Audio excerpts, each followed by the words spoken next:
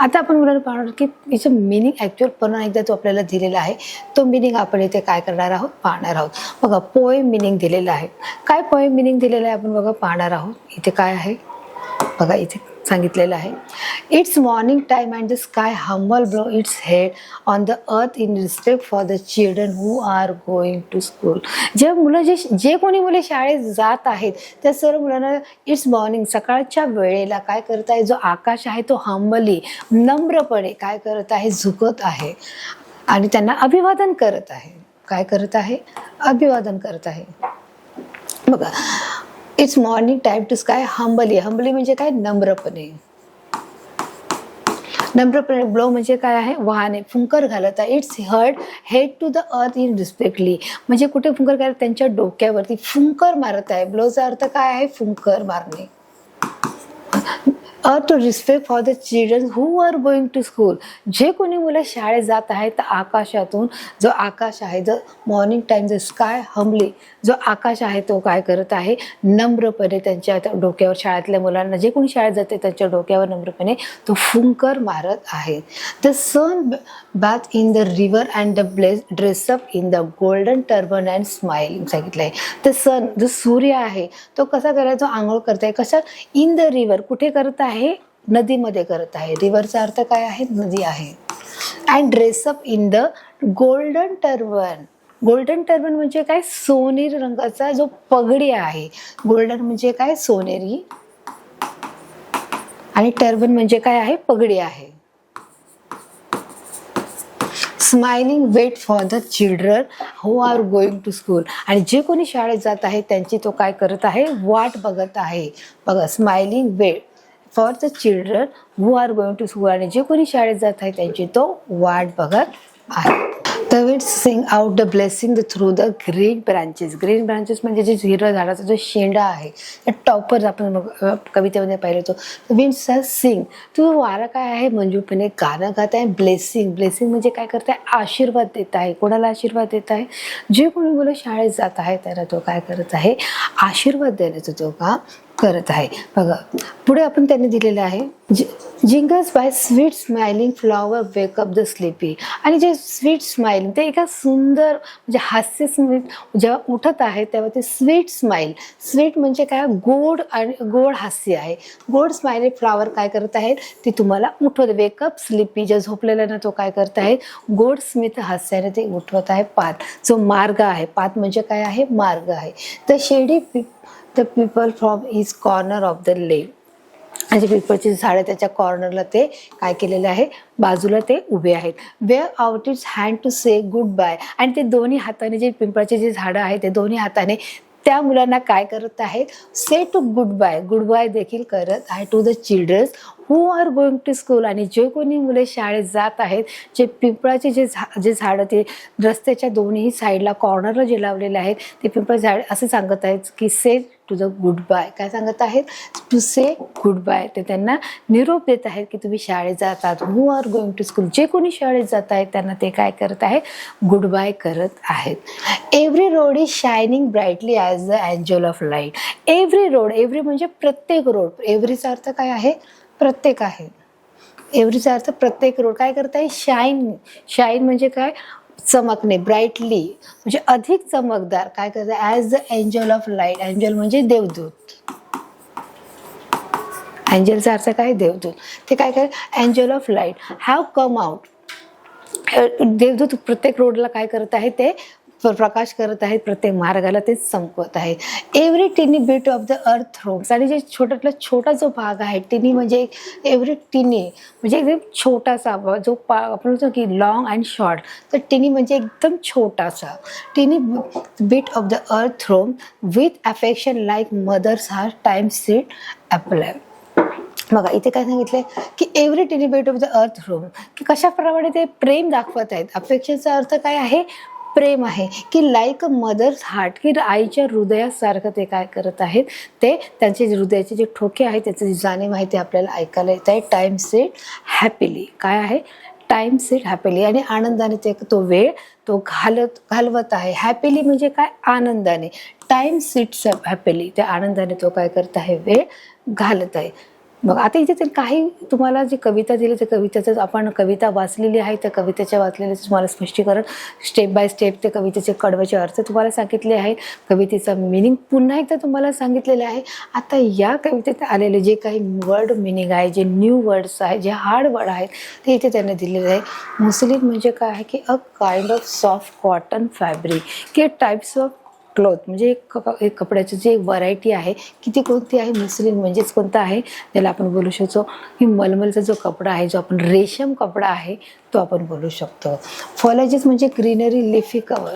फॉलेज म्हणजे ग्रीनरी म्हणजे ज्या ठिकाणी सर्व हिरवाच्छादित झालेला भाग आहे, जिथे पूर्ण हिरवं गर्द भाग आहे त्याला आपण बोलणार ग्रीनरी किंवा लिफी कवर. लिफी कवर म्हणजे की जी जमीन आहे, जमिनीच्या खाली समजा गवत कसं पूर्ण ग्रीनी लिफी आहे, ते कवर जो जमिनीचा भाग आहे तो गवताने आवरण केलेलं आहे म्हणून त्याला आपण म्हणणार लिफी कवर. लिफी म्हणजे पानांनी झाकलेलं आहे. अ ग्लीम. ग्लीम म्हणजे शायनिंग ब्राईटली. शायनिंग ब्राईटली, ग्लीमचा अर्थ काय आहे, शायनिंग ब्राईटली असा त्याचा इथे आपण अर्थ होत आहे. अशा प्रकारे इथे तुम्ही पाहता अ ग्लीम म्हणजे शायनिंग ब्राईटली म्हणजे याचा अर्थ आपण पाहत आहोत. तर अशा प्रकारे या कवितेचे आलेले जे शब्द आहेत ते आपण देखील पाहिलेले, जे हार्ड वर्ड काय आहे, न्यू वर्ड काय आहे ते देखील आपण पाहिलेले आहेत. वर्ड्स म्हणजे ज्याला आपण म्हटलं पुन्हा एकदा पाहिलं, जे मुस्लिम म्हणजे पाहिलं आहे, फॉलेज म्हणजे पाहिलं आहे, ग्लीम. ग्लीम म्हणजे जे शाईन करणार आहे ते आपण देखील इथे पाहिलेलं आहे. आता आपल्याला आपण बघणार आहोत की समरी म्हणजे याच्यामधून सारांश या पोएमच्या माध्यमातून आपण काय शिकलो आहोत ते देखील आपण बघण्याचा प्रयत्न करत आहोत. बघा इथे त्यांनी शिकवले की कशा प्रकारे ज्या मुलं शाळेत जात असतात ते शाळेत जात असताना कशा प्रकारे की जो आजूबाजूचा निसर्ग आहे तो काय करत आहे, त्यांना मदत करत आहेत आणि सर्व गोष्टी त्यांच्यासाठी सज्ज झालेल्या आहेत. आणि त्यामुळे जे आपली कविकार आहे ती सांगत आहे की निधी दिले आहे, जी कविता सांगत आहे की कशा प्रकारे मुलं देखील आनंदाने त्यामध्ये सहभागी होते आणि जो निसर्ग आहे त्यांना देखील कशा प्रकारचा प्रतिसाद देत आहे याच्यावरचे निधी आहे. ज्या कविकार आहेत त्यांनी उर्दू आणि हिंदीमध्ये देखील अशा बऱ्याच प्रकारच्या ज्या कविता आहेत त्यांनी लिहिलेल्या आहेत आणि त्यांनी देखील याचं एक सुंदरसं वर्णन या कवितेमधून मुलांना शाळेत जात असतानाचं केलेलं आहे. हे आपण याच्यातून सारांश पाहिलं आहे. आपण पुन्हा एकदा बघणार आहोत. आता आपण या कवितेचा अर्थ पाहणार आहोत. आपण बघणार आहोत या कवितेमध्ये की जी कविता आहे ती कशा प्रकारे यांनी सांगितलेली आहे की जे कोणी मुलं शाळेत जात आहेत त्या शाळेत जात असतानाची मुलं त्या लेखिकेला त्या कवितेला खूप आवडत आहेत आणि म्हणून ते त्याच्यावरती जे मुलं शाळेत जातात त्यांच्यावरती अधिक प्रेम करतात आणि सुंदरशी जी पोएम आहे ती त्यांच्यासाठी आहे की जे त्या शाळेत जात आहेत. आपण बघा पुन्हा एकदा पाहणार आहोत. बघा this poem is beautiful show Nidhi Fazil's love for the children who are going to school सांगितलं आहे की ही जी सुंदरशी जी कविता आहे, ब्युटिफुलचा अर्थ काय आहे, सुंदर आहे. ही जी सुंदर जी कविता शो दाखवत आहे, ही कविता दाखवत आहे की जे कोणी मुलं शाळेत जात आहेत त्या शाळेत जाणाऱ्या मुलांवर जे कविता करणारे जे कविकार आहे त्यांचं हे अधिक प्रेम आहे. बघायचं ऐकले the he fondly writes that the sight of the children's going to school is appreciate by the entire nature. जेव्हा ती मुलं शाळेत जात असताना तेव्हा जो निसर्ग आहे तो काय करत आहे, त्यांना शाळेत जाण्यासाठी तो काय करत एंटर करत आहे, प्रवेश करत आहे. एंटरचा अर्थ काय आहे, प्रवेश करत आहे. बघा आपण समजा ही फाउंडली राईट्स त्यांनी लिहिलेलं आहे, राईट म्हणजे लिहिलेलं आहे that the sight of children's going to school जे शाळेत जात आहेत त्यांना ॲप्रिशिएट करणे. ॲप्रिशिएटचा अर्थ काय आहे की त्यांना प्रोत्साहन देणे, उत्साहित करणे.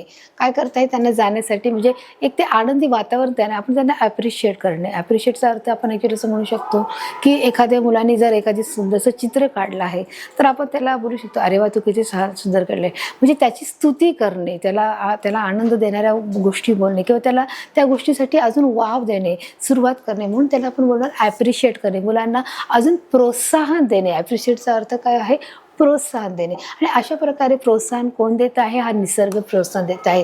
तर appreciate bye the entire nature. निसर्ग काय करत आहे, त्यांना एक प्रकारे त्यांचा प्रवेश करत आहे, त्यांना शाळेत जाण्यासाठी आणि त्यांना ॲप्रिशिएट देखील करत आहे.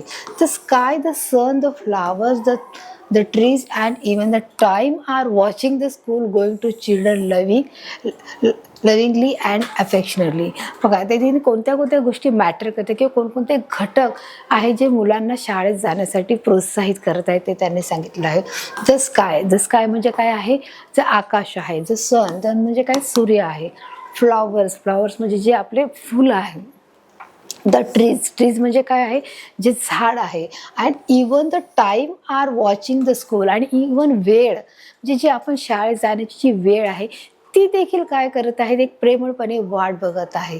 Watching the school going to children lovingly and affectionately, फार प्रेमाने आणि आनंदाने आणि अफेक्शनली म्हणजे आपण बोलू शकतो की अफेक्शन अवजर की एक नातं आहे की प्रेमाने ते काय करत आहेत, त्यांची वाट बघत आहे. तर अशा प्रकारे कवितेचा जो अर्थ आहे, जो समरी आहे, त्यांनी जे कविकार आहेत त्यांनी सांगितले, जे आम्हाला कवितेचे निदा फैजेला आहेत त्यांनी लिहिलेले आहे की अशा अनेक कविता त्यांनी या मुलांवर आधारित लिहिलेल्या आहेत की जे उर्दू आणि हिंदी या दोन्ही भाषेमध्ये त्यांनी या कविता रचलेल्या आहेत. त्याच्या अनेक अशा ज्या वेगळ्या प्रकारच्या ज्या कविता आहेत, ज्या मुलांवरती ज्या आधारित आहेत, त्या वेगळ्या विषयावरती देखील त्यांनी कविता लिहिलेल्या आहेत. त्या एक मुलांना एक प्रसिद्ध कविकार आहेत, त्याचप्रमाणे त्यांनी अनेक जे पुरस्कार आहेत ते देखील त्यांनी घेतलेले आहेत. राष्ट्रीय पुरस्कार म्हणून देखील त्यांना सन्मानित केलेलं आहे. तर अशा प्रकारची कवितेची जी समरी आहे, जो सारांश आहे, तो देखील आपण या कवितेच्या माध्यमातून आपण बघितलेला आहे. ती कविता मुलांना आपण समजून घेतलेली आहे, या कवितेचा अर्थ पाहिला आहे, समरी पाहिली आहे, सारांश देखील पाहिला आहे. आता मुलांना आपण पाहणार त्या कवितेच्या माध्यमातून येणारे जे क्वेश्चन आणि आन्सर आहेत ते कोणत्या प्रकारचे आहेत ते देखील आपण बघण्याचा प्रयत्न करणार आहोत. तर मुलांना आपण या कवितेच्या माध्यमातून आपण काही प्रश्नांची उत्तरं देखील बघण्याचा प्रयत्न करणार आहोत. आपण ॲक्टिव्हिटी, गेम, टेस्ट आणि क्वेश्चन आन्सर या माध्यमातून आपण पुढचे प्रश्न पाहणार आहोत की ते कोणत्या प्रकारचे प्रश्न विचारले आहेत ते देखील आपण बघण्याचा प्रयत्न करणार आहोत. बघा, पुन्हा पहिले आपण घेणार आहोत ॲक्टिव्हिटीच्या माध्यमातून कोणते प्रश्न विचारले पाहणार आहोत. आपला जो पहिला प्रश्न लिहिला आहे, morning light spread over the, जे सकाळचा जो प्रकाश आहे तो पसरत आहे. स्प्रेडचा अर्थ काय आहे, पसरणे आहे. मग तो कुठे पसरत आहे, अर्थ आहे का सन आहे. त्यांनी दोन तुम्हाला इथे ऑप्शन दिले आहे, दोन पर्याय आहे. दोन पर्यायापैकी आपलं योग्य उत्तर असणार आहे. अर्थ म्हणजे काय आहे, पूर्ण जगभर आहे. अर्थ म्हणजे काय आहे, पूर्ण विश्व आहे. सन म्हणजे काय आहे मुलांना, तुम्हाला माहीत आहे, सन म्हणजे सूर्य आहे. म्हणून तिथे लिहिलेले मॉर्निंग्स लाईट म्हणजे सकाळचा जो लाईट आहे, सकाळचा जो प्रकाश आहे तो स्प्रेड ओव्हर द, तो सगळीकडे पसरत आहे. कुठे पसरत आहे त्यांनी विचारलं आहे. तर दोन पर्यायापैकी आपलं योग्य उत्तर काय असणार आहे, आपलं उत्तर असणार आहे सनवरती पडत, कारण सन प्रकाश देत आहे. मग सनवर हे आपलं आन्सर असू शकत नाही आहे आणि म्हणून जे आपलं योग्य आन्सर आहे अर्थ हे आपलं योग्य आन्सर आहे आणि म्हणून योग्य आन्सरवर आपण काय करणार आहोत, क्लिक करणार आहोत. आपला पुढचा प्रश्न मुलांना आपण पाहणार आहोत. Turban is dash dash. Turban आहे, टर्बनचा अर्थ काय आहे मुलांना, पगडी आहे. आणि पगडी काय पर्पल कलरची आहे का गोल्डन कलरची आहे असं त्यांनी विचारले आहे. तर टर्बनचा अर्थ तुम्हाला समजला आहे. टर्बनचा अर्थ आहे पगडी आहे. पगडी आहे, काय करत आहे ती, कोणत्या रंगाची आहे विचारली आहे. पर्पल म्हणजे जांभळा कलर आहे आणि गोल्डन म्हणजे सोनेरी आहे. तर ते प्रकाश आहे तो कशा प्रकारचा त्यांनी वस्त्र परिधान केलेला आहे त्यांनी विचारलेलं आहे. त्याबरोबर त्यांनी दिलेले बघा पर्पल आणि गोल्डन दोन प्रकार तुम्हाला दिलेले आहेत, दोन ऑप्शन आहेत. यापैकी टर्बन हा जो आपला टर्बन हा कसा आहे तर तो पर्पल कलरचा आहे का, तर पर्पल हा कलरचा आपला उल्लेख आलेला नाही आहे आणि म्हणून हे आन्सर रॉंग आहे. आपलं जे योग्य उत्तर आहे द टर्बन इज गोल्डन हे आपलं योग्य उत्तर असणार आहे. आपला पुढचा प्रश्न आहे मुलांनो, adjective use to describe road is, की ॲडजेक्टिव्हचा अर्थ काय, विशेषण. काय यूज टू डिस्क्राईब म्हणजे वर्णन करत आहे. डिस्क्राईब रोडाचं वर्णन करत आहे. कशा प्रकारचा एक विशेष शब्द आलेला आहे की म्हणजे कशा प्रकारचं उपयोग करण्यात आला, एक विशेषण एक उपयोग करण्यात आलेला आहे की जे वर्णन केलं आहे रोडचं. तर त्याच्या कोणता जो शब्द परफेक्ट आहे, एक विशेष शब्द कोणता आहे. मग तुम्हाला दोन पर्याय आहेत, स्लिपी आहे का डस्टी आहे. स्लिपी म्हणजे झोपाळू आहे आणि डस्टी म्हणजे आपण बोलू शकतो ना की घाण झालेला आहे, माखलेला आहे, धुळीने माखलेला. जसं एखादा शर्ट बघा, आपण लहान मुलं जेव्हा बागेमधून खेळून येतात तेव्हा ते त्यांचे कपडे खूप धुळीने माखलेले असतात, तेव्हा आपण त्याला काय बोलतो, डस्टी असं बोलतो. आणि म्हणून हा जो शब्द आलेला आहे डस्टी आहे. स्लिपी म्हणजे झोपलेलं असतात, की बघा लहान मुलं असतात ती त्यांना लवकर रात्री ती झोपलेले असतात आणि सकाळी आपण उठत होतो तरी त्यांचे डोळे हे झोपलेले असतात. स्लीप त्याला आपण बोलतो स्लिपी आईज म्हणजे झोपलेले डोळे आहेत, म्हणजे त्यांना अजूनही त्यांच्या डोळ्यावर झोप आहे म्हणून आपण त्याला काय बोलतो, स्लिपी आईज. म्हणून इथे तसं विचारलं की ॲक्च्युली कोणतं विशेषण तुम्ही इथे वापरणार आहात रस्त्यासाठी, तर दोनपैकी आपलं योग्य उत्तर काय असणार आहे, डस्टी असू शकतात का, आता अजिबातच नाही, कारण तो निसर्ग आहे. निसर्गाचं जसं सुंदर असं त्यांनी चित्र कवितेमध्ये आपल्याला पाहायला मिळते, वाचायला देखील मिळत आहे. त्याच्यामुळे हा जो शब्द आहे तो इथे अचूक शब्द होऊ शकत नाही आणि म्हणून जो आपला अचूक शब्द आहे तो स्लिपी आईज आहे. म्हणून ॲडजेक्टिव्ह यूज इथे विशेष शब्द जो उपयोगात आणलेला आहे रोडसाठी जो वर्णन केला आहे तो कोणता आहे, स्लिपी हा जो शब्द वर्णन केलेला आहे आपला योग्य आन्सर असणार आहे. आपला पुढचा प्रश्न आपण वाचणार आहोत. The trees at the corner of the lane is, की जे झाडं आहेत ते रस्त्याच्या कडेला जी उभी आहेत ती कोणत्या प्रकारची झाडे आहेत. बघा, लेन म्हणजे मार्गावर, की एक साईडला लेन, इथं जे लेन की लेन म्हणजे एका रस्त्याला एका कडेला बाजूला असा जो शब्द होऊ शकतो. मग तुम्हाला 2 पर्याय आहेत. 2 पर्यायापैकी आपलं योग्य उत्तर काय असतं आपण आधी वाचूया. मँगो आहे आणि पीपल आहे. तर आपल्याला या कवितेमध्ये मँगो ह्या शब्दाचाही कुठे उल्लेख नाही. आपण पूर्ण कविता वाचली की ती सर्व सौंदर्यामध्ये झाडं झुडपं, पाणी, तलाव, नदी, त्याचप्रमाणे जे बर्ड्स आहेत त्याचा देखील आपण शब्दाचा उच्चार आपण पाहिलेला आहे आणि आपण त्याचं वर्णन ऐकलेलं. परंतु जो मँगो आहे, मँगो ट्रीचा आपण कधी मँगो ट्रीचा उल्लेख झालेला नाही आहे. आणि म्हणून जे रस्त्याच्या कडेला जी झाडे आहेत, the trees at the corner, रस्त्याच्या कडेला, द लँड इज काय आहे, मँगो नसून त्याचं काय आहे, पीपल आहे. The trees at the corner of the land in people, हे आपलं योग्य उत्तर असणार आहे. आपला पुढचा प्रश्न मुलांना होता, every road is shining and brightly. इथे तुम्हाला आता ट्रू अँड फॉल्सच्या माध्यमातून प्रश्न विचारले आहेत की every road is shining and brightly, की प्रत्येक जो रस्ता आहे तो कसा काय आहे, म्हणजे शायनिंग म्हणजे कसा चमकलेला आहे, उठावदार झालेला आहे का, त्यांनी विचारलेलं आहे. तर आपलं ट्रू आणि फॉल्स, बरोबर आणि चुकीचं झालेलं आहे का. तर हो, जेव्हा मुलं शाळेत जात आहेत, जी लहान मुलं आहेत ती शाळेत जात असतात त्यावेळेस जो रस्ता कसा झालेला आहे तो शायनी आणि ब्राईटली झालेला आहे. आणि म्हणून जे आपलं योग्य उत्तर असणार आहे ते ट्रू, हे आपलं योग्य उत्तर इथे असणार आहे. आपण पुढचा प्रश्न पाहणार आहोत. The sun bath is in the pond, इथेच दिलेलं आहे. द सन म्हणजे काय आहे, सूर्य आहे. बाथ म्हणजे काय, आंघोळ करणे आहे. सूर्य हा पॉन्ड म्हणजे काय आहे मुलांना, इथे तलाव आहे. तलावामध्ये तो आंघोळ करत आहे का, तर नाही. तर इथे बघा, इथे ट्रू आणि फॉल्स आहे. इथे काय दिलं आहे तुम्हाला, ट्रू फॉल्स विचारलं आहे की त्यांनी फक्त वाक्य दिलं आहे. तुम्हाला ट्रू फॉल्समध्ये, चूक बरोबरमध्ये तुम्हाला हे उत्तर सांगायचं आहे. तर sun is bath in the pond, हे विधान योग्य आहे का, हे स्टेटमेंट, हे वाक्य बरोबर आहे का. तर आपण काय कवितेमध्ये वाचलं होतं की the sun bath in the river आपण वाचलेलं होतं. म्हणजे रिव्हर हा शब्द तिथे आलेला आहे आणि म्हणून हे विधान कसं आहे, चूक आहे. आणि म्हणून आपण याच्यावर काय करणार आहोत, फॉल्स म्हणजे चूकवर आपण योग्य उत्तरावर क्लिक करणार आहोत. आपला पुढचा प्रश्न आहे मुलांनो, people tree stand in the corner of the lane with is lush deep फॉलेज. त्यांनी दिलं की झुडपं, की जे पिपळची जी झाडं जी बाजूने आणि कोरडणे जी लावलेली आहेत ती land with lush deep फॉलेज. Lush म्हणजे काय, समृद्धीची ती झुडपे काय करत आहेत, पसरत आहेत. मग हे वाक्य बरोबर आहे का. बघा पुन्हा एकदा मी सांगते, पीपल ट्री स्टँड म्हणजे उभे राहणे. पीपल ट्री, जे पिंपळाचे जे झाड आहे, stand in the corner of the lane, की जे रस्त्याच्या कडेला जी झाडं, पिंपळाची झाडं जी लावली गेलेली आहेत ती land with its lush deep and फॉलेज. Lush म्हणजे काय, समृद्धी आहे. तर समृद्धीच्या मार्गाने किती काय करत आहे, फॉलेज म्हणजे काय आहे, किती झुडपं आहेत. झाडाची जी पाने आहे, जी झुडूप आहे ते काय करत आहे, पसरलेली आहे. समृद्धीचा मार्ग त्यांच्या पुढे घेऊन येत आहे का. तर हे वाक्य ट्रू आहे का फॉल्स आहे हे आपण पाहणार आहोत. तर यापैकी जे आपलं योग्य उत्तर असणार आहे ट्रू आहे. कवितेमध्ये याचा शब्द आपण आलेला, आपण वाचलेलं होतं की काय आहे, ट्रू आहे. The peepals trees are stand in the corner of the land with its lush deep foliage, हे आपलं योग्य उत्तर असणार आहे. तर अशा प्रकारे मुलांना आपण ॲक्टिव्हिटीच्या माध्यमातून आपण काय केलेलं आहे, म्हणजे सरावच्या माध्यमातून आपण प्रश्नांची उत्तरं पाहिली आहेत. काही ट्रू फॉल्सच्या माध्यमातून प्रश्न पाहिले, तर काही आपण 2 ऑप्शनच्या माध्यमातून प्रश्न पाहिलीत. किती कोणती आहेत ती देखील आपण याचा अभ्यास केलेला आहे.